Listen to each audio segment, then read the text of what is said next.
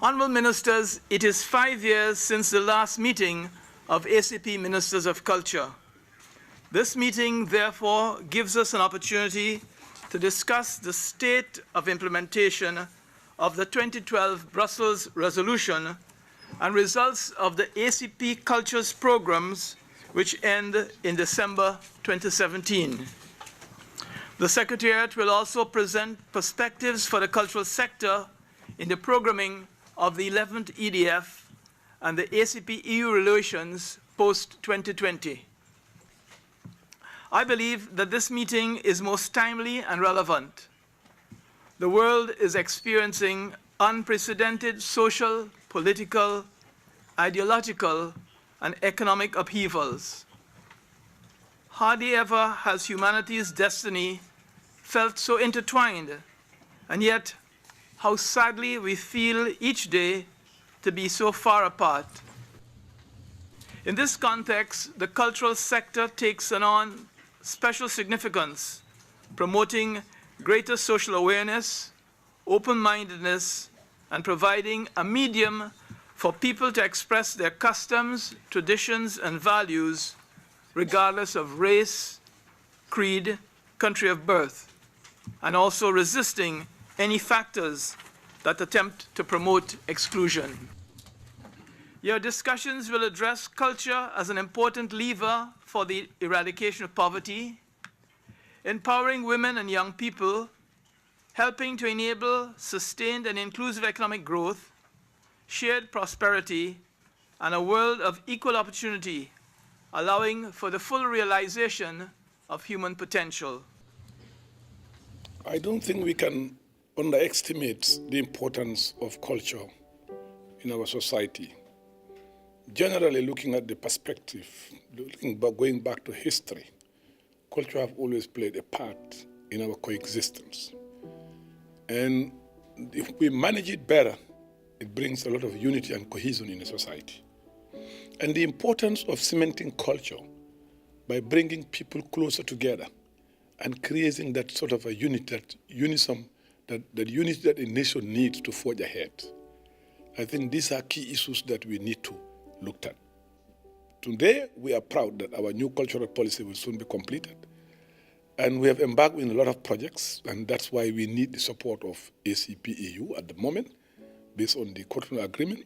We want to build our Natural Cultural Institute that will be a training, performance, and exhibition center, where we possibly could create nothing less than 10,000 jobs in the film industry, the music industry, and the art industry. These are all projects that we embarked on as a nation. We are young, we're small, but our identity makes a difference of who we are. And I think that goes back to any other country.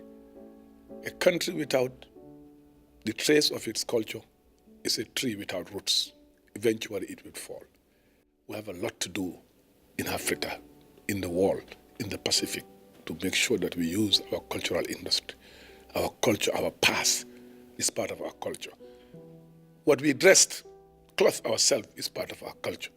How we behave, how we comport ourselves is part of our culture. These are important norms and values, some convention that we cannot just let go. It's key, it's important. And therefore, people who are at the corridor of power, who can influence policies, should always put culture as center stage of all their decisions and whatever they make. Nous avons eu donc des débats particulièrement importants, mais d'une très haute qualité. En même temps, je me félicite évidemment de la participation très importante de nos ministres. C'est un record. Plus d'une vingtaine de ministres ont fait le déplacement de Bruxelles et il faut s'en féliciter. Il s'agit d'un changement de paradigme pour passer de la conception, j'allais dire, féerique, angélique de la culture vers une conception plus réaliste et qui touche au sujet véritable dans le contexte des ODD. Nous avons reçu un certain nombre d'interventions d'un certain nombre d'États que je ne citerai pas, où véritablement, d'abord au niveau du budget, une part importante est allouée à la culture et avec un impact significatif sur le développement économique. Les industries créatives, naturellement, une fois boostés, boostent également à leur façon l'économie nationale. Et donc nous avons eu beaucoup d'exemples comme ça, que ce soit au niveau des Caraïbes, au niveau de l'Afrique et même au niveau du Pacifique. La culture, moteur de la croissance économique. Et naturellement, pour ce faire, il faut des moyens. As you know, St. Lucia is a tourist destination, so over the years, we've been developed mainly around our sea, sand, and our beaches. But we realize that St. Lucia has huge potential with respect to its heritage. We've come in from a very rich background in terms of our culture, and it was necessary to put that up front as we look to continue to harness the economic potential of our country. And so there's been a great improvement in the support to the various areas in culture. I'm talking about our nature heritage, support in terms of the arts, and of course support in terms of our own Creoleness as a people. And so we've been working constantly with a number of stakeholder groups within the country to ensure that we continue to build the foundation so that we can sustain ourselves even when the hard economic shocks come. And you would appreciate that we are in a very vulnerable area of the world.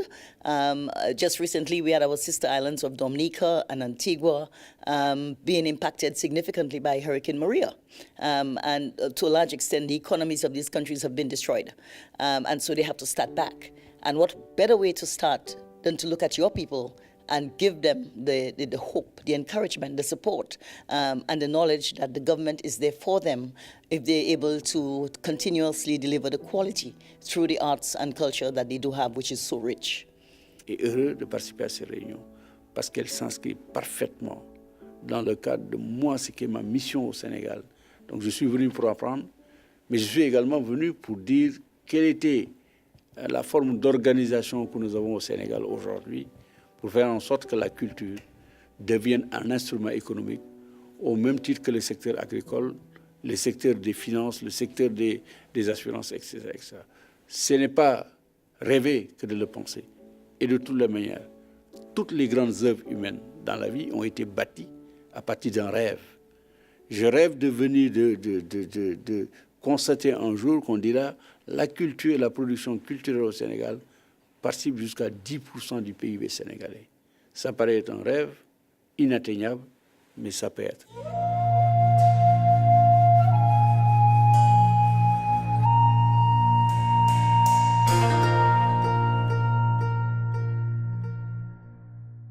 We are now acknowledging that through culture, we can have sustainable development. And so through sustainable development, we can achieve most, I must say, of the sustainable development goals that we have established under the UN. It's important that we meet and try to see how we'll have to reshape the whole idea of arts and culture at national level, regional level, and even globally. And this is where this meeting has got all its importance. First of all, at the national level, we'll need to restructure all ministries dealing with arts and culture so that it becomes an integral part of economic development. So that it is not just a question of promoting arts and culture, but trying to see how it's going to interlink with other ministries. Ministries responsible for economic development, ministries responsible for youth, for women empowerment, health. All these now has got a very important undertone of cultural values, of what we have inherited from our forefathers, and how these can help to bring forward all those agendas. If I talk about my country, Kiribati, I know that the culture start to go on because of the new, like, what's happening, like, in the world, all digital things coming in. And I'm sure that the culture that we want to maintain because the culture is very essential to our community, our people, because that's where we get all the job, and also for the history of our country. Like, people, they want to come and see Kiribati because our government is doing, like, the tourism is one of the the very important part of to attract tourists. So we work on the tourism, which we align the tourism and culture, because the tourists or people, they want to come to see Kiribati. They really want to know that we maintain our culture. Le groupe ACP anime un programme, on appelle le programme ACP Culture Plus, sur la base d'un financement du Fonds européen de développement et qui nous permet d'atteindre nos États. Et donc c'est en faisant jouer d'abord ce fonds européen, nous essayons de promouvoir la culture dans nos différents États. Mais ceci étant, nous sommes présents également au-delà de cet aspect financier, mais nous sommes présents dans les pays chaque fois qu'il y a de grands événements, des festivals et autres, pour accompagner ces États dans l'action qu'ils engagent en faveur de la culture. Surtout, assurer l'accès de nos États à ce financement. C'est une question qui a été évoquée avec beaucoup de récurrence au cours de cette session, l'accès de nos États à ce financement.